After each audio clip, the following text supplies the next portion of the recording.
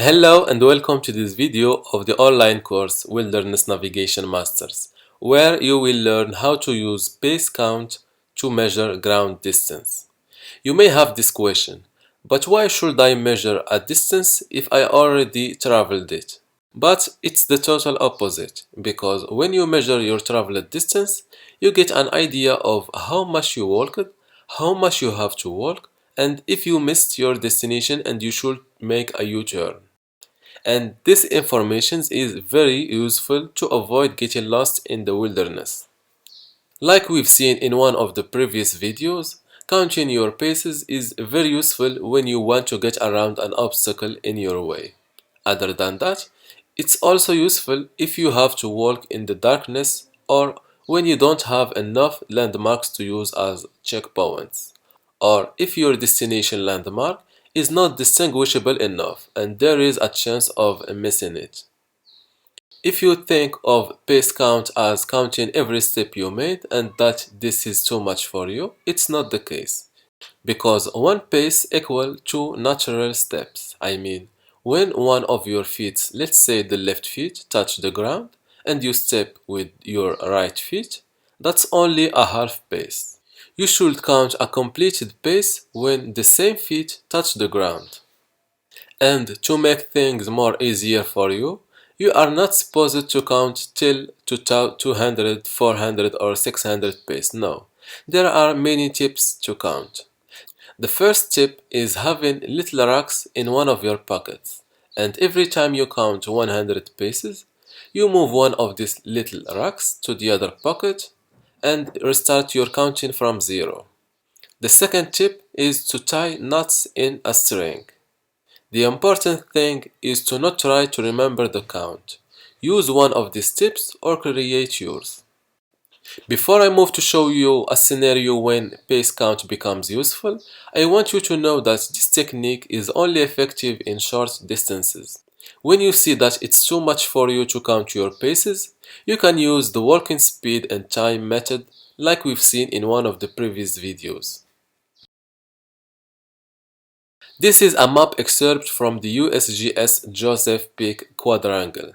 This blue line represents the Fan Creek, and this gray dashed line represents the Fan Creek Trail. Let's say that we are at the point A and we want to hike to the point B. We can walk directly to the point B following a bearing through the forest, but it can be risky, especially if it is a dense forest. So it's easy for us to deviate too much from our route. The less risky way is to walk following this trail till you get to this point. Then you measure the forward bearing to the point B and you follow it. But how can you know if you are exactly here, here, or here? In these scenarios, measuring your traveled distance with the help of pace count becomes useful. All you have to do is to measure the distance from the point A to this point on your map. Let's say you get 1500 feet.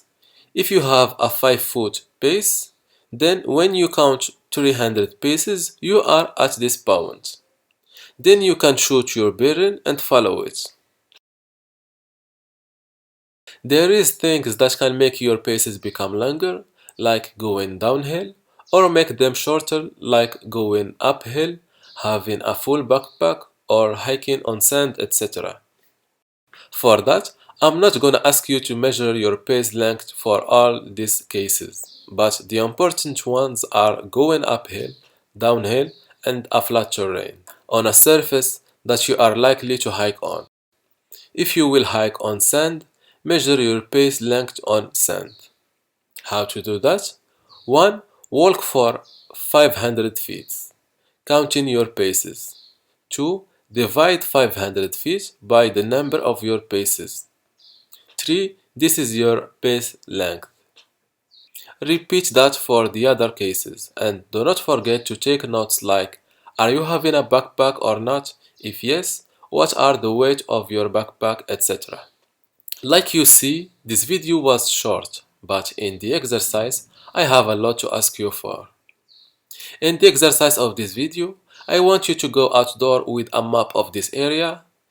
Choose a trail that have two easy to distinguish landmarks. to use them as your starting point and your arrival point or your destination.